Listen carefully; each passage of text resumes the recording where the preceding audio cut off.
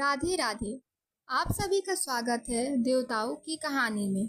आज हम सब गरुड़ पुराण की 9वां अध्याय जिसमें म्रियमान कृत्य का वर्णन है वह सुनेंगे। तो आइए शुरू करते हैं। गरुड़ जी बोले, हे भगवान, आपने अंत समय का दान अच्छी प्रकार से कहा, वह मैंने सुना। अब मरणासन्न प्राणी के निमित्त कराने योग्य कृत्य मुझसे कहिए। तब श्री भगवान बोले, हे गरुड़, मनुष्य मरने पर जिस विधान के करने से सद्गति पाते हैं, मरण समय की उस विधि को मैं तुमसे कहता हूँ, तो सुनो। जो जिस समय प्रायबद्ध कर्म योग से शरीर को छोड़ तब तुलसी के समीप एक गौम्य का मंडल करें। उस मंडल पर तिल, स्वच्छ कुसा आसन बिछाकर उस पर सालग्राम की मूर्ति स्थापित करें।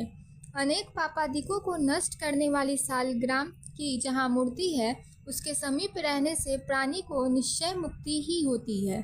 तुलसी वृक्ष की छाया संसार के ताप को मिटाने वाली है।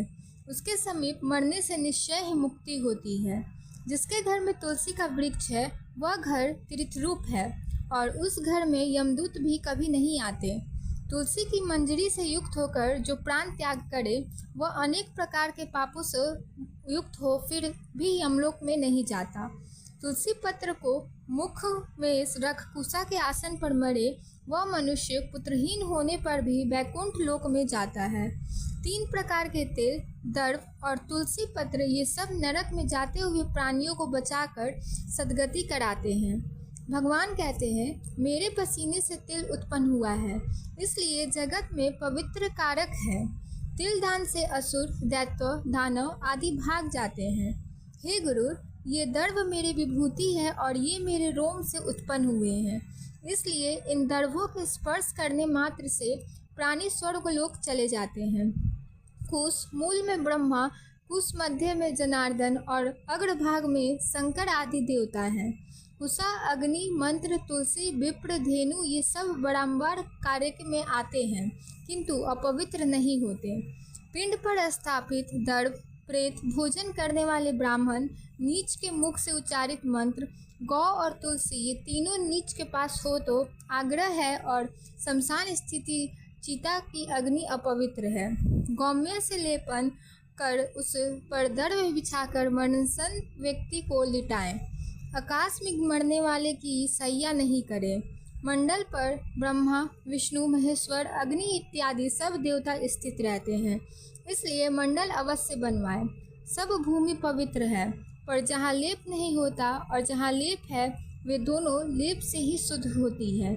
खटिया पर बिना गौम्य की भूमि पर राक्षस, पिशाच, भूत, प्रेत, यमराज के दूत प्रवेश करते हैं। ऐसी भूमि पर मरने पर असत्कदी को जाता है। अग्निहोत्र, श्राद्ध, ब्रह्मांड भोजन, देव पूजन इत्यादि आतुर कर्म मंडल बिना नहीं करें। भूमि पर गौम्य लेपन कर उस पर प्राणी को शयन कराकर मुख में स्वर्ण पंचरत्न को रख सालग्राम का पादोदक पान कराएं। सालग्राम शिला का जल बिंदु मात्र पान करने से वह सब पापों से मुक्त हो वैकुंठ लोक में चला जाता है। महापातकों का नाश करने वाले गंगा जल को पान कराने से तीर्थों पर स्नान दान करने का फल प्राप्त हो जाता है। जो 1000 चंद्रानुवर्त करते हैं और जो गंगा जल का पान करते हैं वे दोनों एक समान हैं। हे गुरु, जैसे अग्नि से रुई का समूह नष्ट हो जाता है, वैसे गंगा जल पान करने से सब पातक जलकर भस्म हो जाते हैं। जो कोई सूर्य किरणें से तपे हुए गंगा जल को पीता है वह सब योनि से मुक्त हो विष्णु लोक को जाता है। दूसरी नदियाँ स्नान करने से पापी पुरुष को पवित्र करती है। यह गंगा नदी दर्शन तथा स्पर्श से पान करने से गंगोचारण से हजारों पापी पुरुषों को पवित्र कर देती है। इसलिए गंगा जल संसार का तारक है। प्राण कंठ में आ गया है फिर भी गंगा गंगा ऐसा उच्चारण करने वाले मरने के बाद विष्णु लोक जाते हैं और भूमि पर जन्म नहीं लेते हैं। प्राणी श्रद्धायुक्त होकर प्राण निकलने के समय गंगा का स्मरण यदि करे तब भी उत्तम गति को ही प्राप्त हो जाता है। इसलिए गंगा का ध्यान करता हुआ नमस्कार करें। गंगा जल का पान कर श्रीमद् भागवत का श्रवण करने वाला मोक्ष को प्राप्त होता है। जो अंत समय में श्रीमद् भागवत का एक श्लोक आधा श्लोक पाठ या श्रवण करे तो ब्रह्मलोक में जाकर वापस नहीं आता। वेद और उपनिषदों के पाठ से शिव या विष्णु स्तोत्र के श्रवण करते समय ब्राह्मण, क्षत्रिय, वैश्य की मृत्यु हो जाए तो अवश्य मोक्ष हो जाता है। हे गुरु, जो ब्राह्मण, क्षत्रिय, वैश्य वैराग्य युक्त होकर अंत समय में यदि अन्न जल का त्याग करे या आतुर संन्यास ग्रहण करे, प्राण कंठगत होने पर जो संत ऐसा शब्द कहे, वह मरने के बाद विष्णु लोक प्राप्त करता है और फिर उसका जन्म नहीं होता। हे गुरु, इस तरह जिस धार्मिक पुरुष के अंत समय में कृत्य हुए हैं, उस पुरुष के उधर द्वार से प्राण निकलते हैं। मुख, नेत्र, नासिका, कान, इन द्वारों को उधर द्वार कहते हैं। इन द्वारों से अच्छे पुरुषों के प्राण निकलते हैं और योगी के तालुरुद्र से प्राण निकलते हैं। प्राण और अपान ये दोनों नाभि स्थान में रहते हैं। जब ये अलग अलग होते हैं तब सूक्ष्म होने से वायु उस शरीर रूपी पुतले से निकलता है। उस वायु के निकलने के बाद यह शरीर गिर जाता है, जैसे बिना आधार वृक्ष वायु बल से नीचे गिर जाते हैं। प्राणी जब इस शरीर को छोड़ता है तब चेष्टा रहित यह शरीर दुर्गंधयुक्त तथा निंदनीय हो जाता है। फिर कोई भी इस शरीर को स्पर्श नहीं करता। 3 अवस्था की होती है।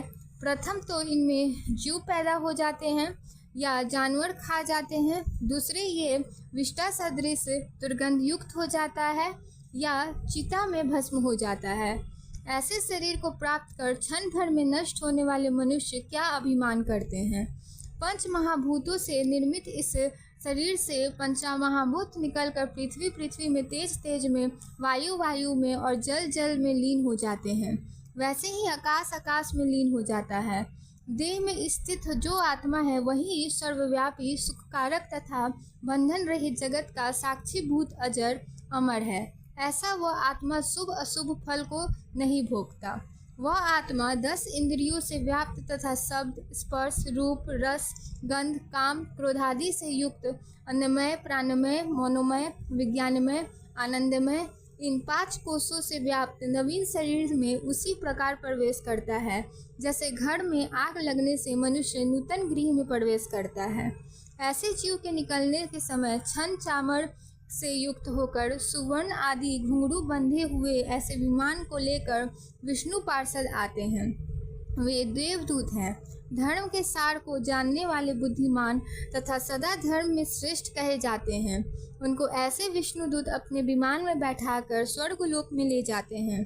धार्मिक पुरुष तत्काल दिव्य देह धारण कर उज्ज्वल वस्त्र, पुष्पादि की माला तथा सुवर्ण रत्नों से आभूषित होकर अंत समय के दान के पुण्य से देवताओं से पूजित होकर स्वर्गलोक को चला जाता है। तो बोलिए विष्णु भगवान की जय, गुरुर महाराज की जय।